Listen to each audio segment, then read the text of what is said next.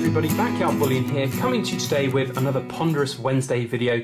Now if you're new to my channel or don't know, Ponderous Wednesdays are my forum for taking a thought-provoking and interesting topic and having a good old ramble about it here on YouTube to stimulate some interesting discussion down in the comment section. This week we're going to be talking about privy coins and basically opportunistic mint tactics when they release maybe the same coin but with a different privy mark or with a different presentation box or different display case or something like that. It's something that we've seen happen quite a number of times, especially last year with the Royal Mint. Now the Royal Mint might seem like a little bit of the punching bag of today's video. There are a lot of other producers and mints out there which are guilty of the same kind of opportunistic tactics of releasing the same coin with a different privy mark or with basically a different display box just to capture that collector market who has to have every single privy mark of a particular release. So it's something which is really interesting for me as a consumer of various different products. I'm using the Royal Mint as that prime example because they're the one that I probably collect the most specialist coins from, most kind of rare limited edition releases from. But also it's an interesting topic for me as a producer of small edition, limited edition pieces. Recently I've just finished the release of these 25 silver globes, and if you were lucky enough to purchase one of these, this is them all finished. They will be winging their way to various different corners of the globe, and no pun intended, I have had orders from 4 different continents, which is absolutely amazing. So thank you so much for all of the support. These globes will be winging their way out after I finish filming this video.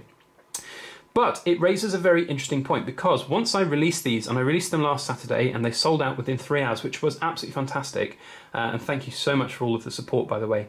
But as soon as they'd sold out, of course, there were some people who had missed out, and they got in touch to ask whether it would be possible to get a new piece made specially for them, a sort of, a standalone globe that they would have for themselves. Now, that raises a lot of really kind of interesting ethical, moral questions as a producer of hand-poured silver and a producer of limited edition pieces. And it's something which I can only say is basically coming down to a business decision. It's a business decision of how you as a business owner and how I as a business owner and how perhaps all of the other mints and producers around the world want to operate as a business and want to operate as a seller of limited edition pieces. So for me, the decision was easy. I'm not one to want to cash in on all of these things. Of course, as a business owner, it would be great. I could go and make another 20 of these and perhaps put a different privy mark. You'll notice I've got my leaf on these. That's my kind of trademark, kind of privy mark, I suppose you could call it. I could quite easily make another 25 of these globes and put a different privy mark on them and try and sell those. But I'm not a fan of that kind of activity, and I think it makes you look a little bit opportunistic, which you can see from various different producers around the world. Now let's talk about the Royal Mint and talk about some of the things that they've done. Now in 2017, there were a lot of various different anniversaries that went on. There was the 200-year anniversary of the Sovereign, so we saw a special edition Garter Sovereign come out, which was limited in mintage. There was I think a sapphire wedding anniversary or sapphire coronation anniversary sovereign for the Queen. There was also another. There was one coronation anniversary and one wedding anniversary, I think, for the Queen. So it happened in both, both in 2017. Both of those coins were identical, and the only way of telling them apart would be the COA or the box that they came in.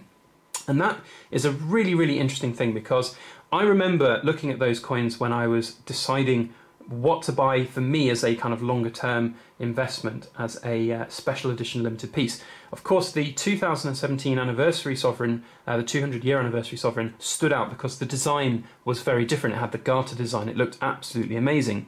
However, the other sovereigns, the sort of strike on the day, the sort of sapphire anniversary and wedding anniversary sovereigns, they were identical. They had absolutely no discerning marks to tell them apart, and that was a really sad day. And I remember actually getting a phone call about the second one that was released, and I think that was the wedding anniversary, and I could be wrong. But I got a phone call from the Royal Mint asking if I would be interested in purchasing one of these coins, and I remember asking them, I said, are there any differing marks on the coin? Is there any way of telling the coin apart? What makes it different from the other ones? And they said, well, the COA basically, sir. There's nothing else that we can say. It's just the COA in the box. And I said, well, so basically it's the same coin as the one before. And they said, well, no, because it's got a different COA set. And I said, but yes, but you put them all out on a table. you're not going to be able to tell them apart. So basically, you've doubled the mintage of that first release. Now, if I had purchased that first release coin, I, as a consumer, would be pretty annoyed, because a lot of the time when I'm making these decisions, well, all of the time when I'm making these decisions about what is going to be right for me as a producer, or sorry, as a consumer, I'm always going to be looking at whether or not something has a low mintage. And if suddenly the mintage is doubled because somebody's produced the same item but just with a slightly different COA or a slightly different presentation box, that's going to dilute the waters. That's going to make more of them out there available, and it's going to make them less desirable on the secondary market, which is of course the crucial place when you're looking at getting these special edition coins. So yeah, in that sense, those are definitely not the right coins for me to buy. Now, why do the mints do that, and why do producers do that? Well, of course, it's down to a business decision, and it's all about revenue generation. You know, mints and government mints are basically there to make money. That's their job. And you even got to look just on the Royal Mint's website. You know, they say their strategy is a revenue generation service for the UK government. So it's very clear that their motive there is basically just to release as many coins as they can with as many profit margins as good as they can and make money for the UK government. If the UK government turns around and says, we would like you to release this coin, the Royal Mint will say, okay, how high would you like us to jump and how many privy marks would you like? You know, that's ultimately what is going to happen. But there are obviously downsides to doing that. You know, you get the negative reaction from the community, from investors, from collectors that will then see the Royal Mint less favourably. And there's been a number of different videos and topics and forum posts and things made about this topic that the Royal Mint have made various different iterations of coins, which have basically ended up being exactly the same, but with a different box. You know, that sort of muddies the water a little bit with their reputation.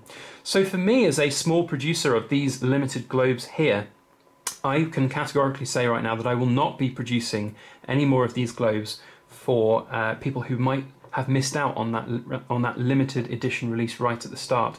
I think that's the right decision for me to make as a small business. You know, I'm very, very lucky and fortunate, and I never want to forget this, that the people who've purchased these, you know, thank you so much for that, for putting your faith in Backyard Bullion as a brand, for putting your faith and hard-earned money in my hand-poured silver. That's something which is incredibly special, and it's also something which I don't take for granted, and I want to do everything and anything that I can as a producer and as a kind of business owner to help further my brand and the desirability of my brand, because desirability is one of the key things which help the kind of longer-term secondary market value of these items.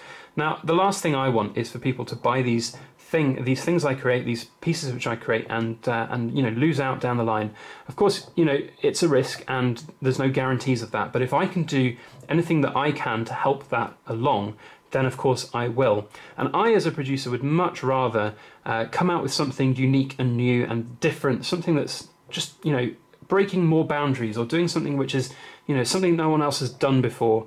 I would much rather do that than sit back and you know, cash in on something which is, you know, already done pretty damn well, to be honest. You know, these sold out within 3 hours. So one might argue that I could have produced more than 25 of them. But again, it's all about what is right for the sort of the business and the mintage. And when we were looking at how many of these we wanted to produce, 25 seemed to be a kind of good number to you know, push the boundaries a little bit to see if we can get them. Because at the end of the day, they were, you know, premium products. They have a lot of time and energy that's been put into them.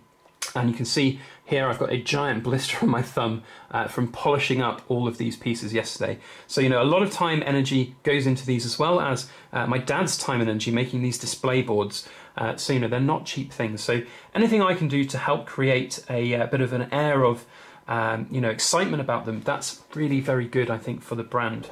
So whilst there might have been some people who logged onto my website and would have been disappointed that they missed out on this, I think that ultimately that's a good thing. Of course, disappointing customers and leaving people wanting is not necessarily the best thing, but at the same time, there was an air of excitement about this release. There were people who were, you know, waiting for 6 o'clock exactly to log onto my website to place their orders so that they didn't miss out, and that's really, really exciting. That's great for me as a producer to see, and that's only good, I think, for the future. It means that if and when I look to come out with a you know, a new release, or next year if I do the same thing, make a 2019 version of these globes, then there'll be more excitement for their release, and that's only a good thing, I can see.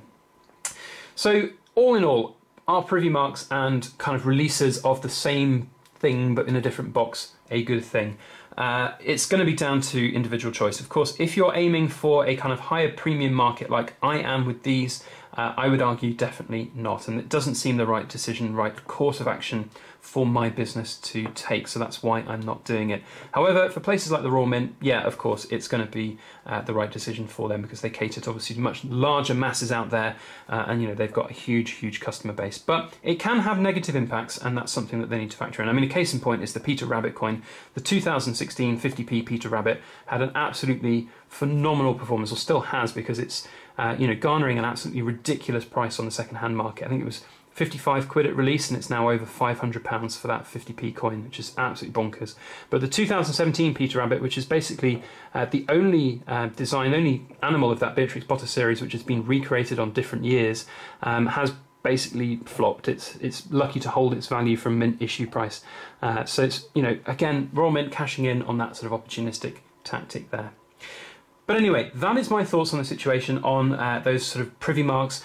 I'm not one for them, and you'll hopefully never see that coming from my own hand-pulled silver anytime soon. I think, obviously, you know, business decisions will have to evolve over time, and if in 5 years' time I'm looking at the sort of mass market rather than individual handcrafted stuff, then of course that's something to factor in. But I can categorically say right now that is not something I would ever want to do. It's something that I would only have to do if that was what the business requirements were.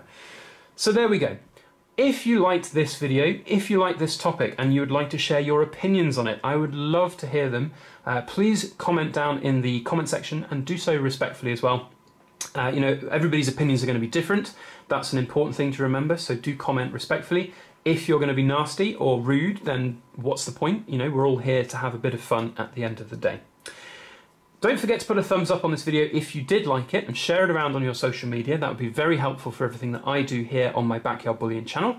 And if you haven't subscribed, please make sure you hit that subscribe button with notifications turned on, and then you'll obviously get a notification on your phone or tablet or whatever it is you watch my channel on in the future when I upload future videos. Otherwise, that's all I have to say. Thank you so much for watching. Thank you once again to everybody who supported these globes. I really am so grateful. It really does mean the world to me. And otherwise, please make sure that you like, share, comment, and subscribe for more.